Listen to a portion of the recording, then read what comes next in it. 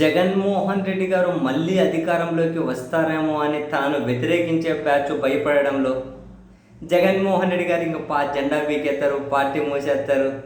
జగన్మోహన్ రెడ్డి గారు జైలుకు పోతారు. జగన్మోహన్ రెడ్డి గారికి పిచ్చి పట్టింది. జగన్ వేరే దేశాల వైద్యులతో చూపించాలి. జగన్కు ఎక్స్పైర్ అయిపోయిన ట్యాబ్లెట్లు వాడుతున్నాడు.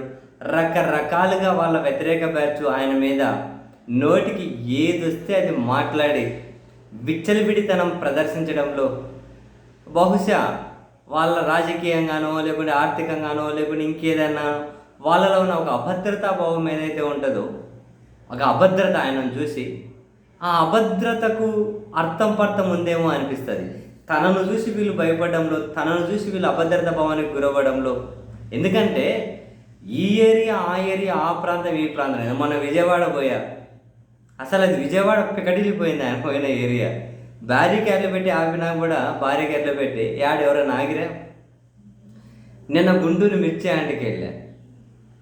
ఏంది స్వామి, ఒక పోలీసు లేరు. ఎక్కడైనా ఆయన పార్టీ కార్యకర్తలు అభిమానులే ఆయనకి సెక్యూరిటీ రోపులు పట్టుకొని ముందర అండ్ వాళ్ళే పక్క నుండి అందరినీ కంట్రోల్ చేసుకుంటూ, ఒక పోలీసు లేరు. పార్టీ కార్యకర్తలే సామాన్యులే, వీళ్ళే ఆయనకి సెక్యూరిటీ, ఆయన పిలిచకపోతూ ఉన్నారు. అండ్ ఈరోజు పాలకొండ వెళ్ళారు, శ్రీకాకుళం, రాజశేఖర్ గారి వాళ్ళ కుటుంబాన్ని పరామర్శించడం కోసం.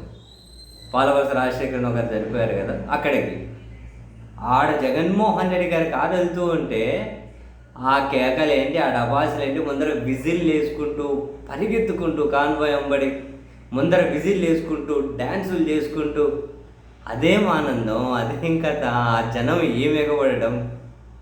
విజయవాడని కాదు, గుంటూరు అని కాదు, శ్రీకాకుళం కాదు, అధికారం నుంచి దూరం అయ్యేమో కేవలం 8.5 నెలలు అయింది. 11 సీట్లకు మాత్రమే పరిమితమయ్యాడు. అయినా కూడా జనం ఆ స్థాయిలో, అసలు మనం వేరే లీడర్ను ఎవరిని మరి ఈ స్థాయిలో చూడలేమేమో. సరే, ఇప్పుడు జగన్మోహన్ రెడ్డి గారిని వ్యతిరేకించే వాళ్ళు ఇదంతా పిఆర్ స్టంట్స్ అని, ఏదో ఆర్గనైజ్ చేసి పిలిపించారని రకరకాల విమర్శలు చేయనీయండి. ఆర్గనైజ్ చేసి పిలిపించాల్సిన అవసరమే ఇప్పుడు లేదు. పిలిపించిన వాళ్ళు అంత ఉత్సాహం ప్రదర్శించే అంత సీను ఉండదు. చాలా జెన్యూన్గా జగన్మోహన్ రెడ్డి గారిని అభిమానించే కేటరే కనిపిస్తూ ఉంటుంది. ఆ విజువల్ చూస్తే తెలియదు.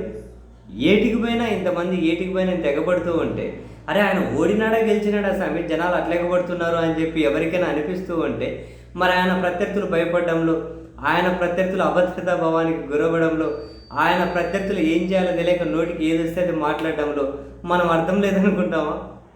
డెఫినెట్లీ వాళ్ళ కోణంలో నుంచి చూస్తే మాత్రం నిజమే.